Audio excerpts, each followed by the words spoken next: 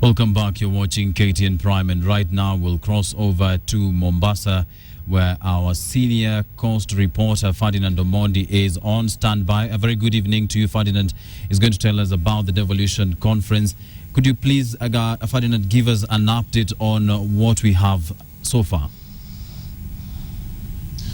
Good evening, Wilson. Today was the day where the opening discussions were made, and it was another exclusive affair between the Governors Council and the Kenya Private Sector Alliance. That is what was taking place today. It was rather private, but we did have a moment to see exactly what was happening in the morning hours. And the chairman of the KEPSA, that is Vimal Shah, the CEO Carlo Karuki, and the chairman of the Governors Council, Isaac Ruto, who is the governor for Bomet, also exchanging the opening discussions, which look to set the pace for them to see how they will be able to benefit from each other under the devolved system of government. If you remember that the theme of this conference this time round is Devolution, 1 year down, celebrating the benefits and also confronting the challenges. Later on, we pulled aside the governor himself, who explained to us how important devolution is, and was also not very critical of those who have been saying that devolution so far has been a failure. This is what he said in a nutshell. Listen in. The bureaucracy, the red tape that has continued to dog our business environment has to go. You should indeed find this as a wonderful opportunity.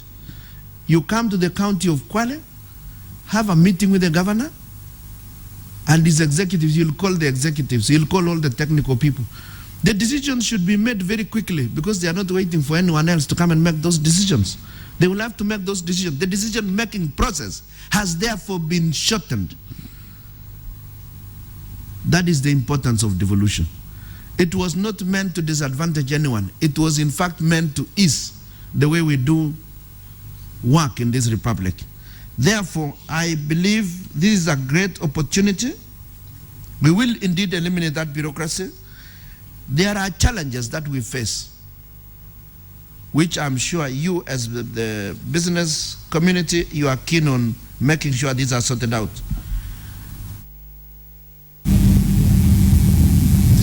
The words of Isaac Ruto, the governor for Bomet, and the chairman of the Governors Council, they are giving us a highlight of what looks like to be that the central government and the devolved system of government, the two units, haven't really trusted each other so much towards the implementation of the new constitution with regards to devolution.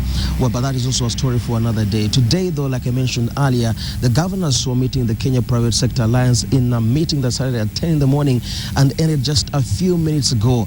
And I have with me the governor for Elgeyo Marakwet to explain to us, Mr. Alex Tolgos, to give us exactly what was going on. Thank you for making time. Now, Governor, it is a meeting that took well over 10 hours. What were you discussing?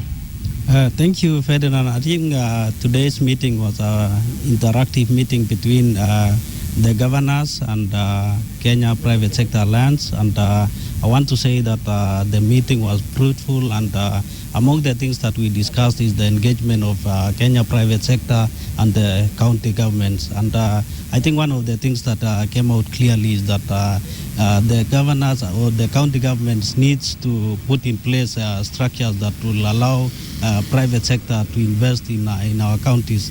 And also we shared our challenges, and also we know that most of us have been looking for solutions elsewhere or outside this country, but we realized today that we have a potential private sector which can offer solution to some of the issues that we've been trying to go to other countries and look for solutions. So I think for me it was a very nice discussion, though time was not enough for us. But at the end of the meeting, we all agreed that the Council of Governors Committee and also the Private Sector Alliance should engage further on how the counties and also the private sector can engage. Okay. Yeah. Yes, and tomorrow, the members of the county assembly will now be coming all over for now a very big dialogue forum in the big hall there. Now that you have met the KEPSA, now meeting the players from all of the sectors of the country, both in the central, devolved government, and the NGOs as well. What are your expectations for tomorrow?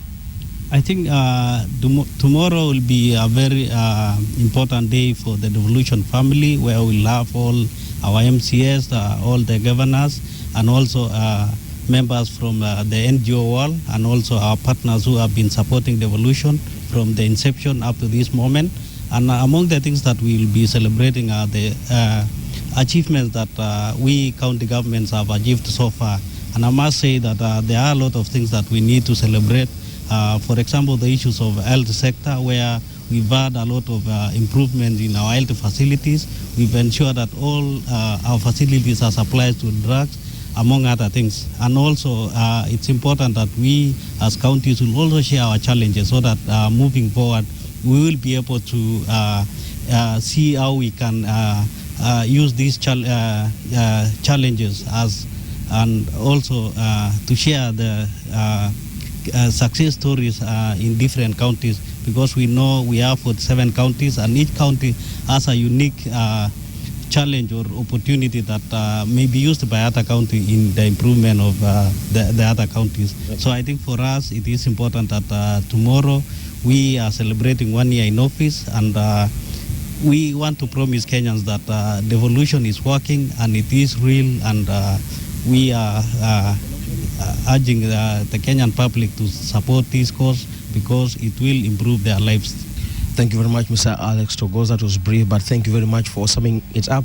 That is the governor of Elgeyo Marakwet, Mr. Alex Togos, telling us what happened today and the expectations for tomorrow. KTN will be live to give you the proceedings so that you can listen in for yourself and make your judgment on whether the Devolution Conference is worth it or not. So stay tuned. And from Mombasa, I am Ferdinand Omondi. Back to you, Wilson and Yvonne. Well, thank you very much, Ferdinand, for that update. We'll, of course, keep updating you on what's going on in that devolution.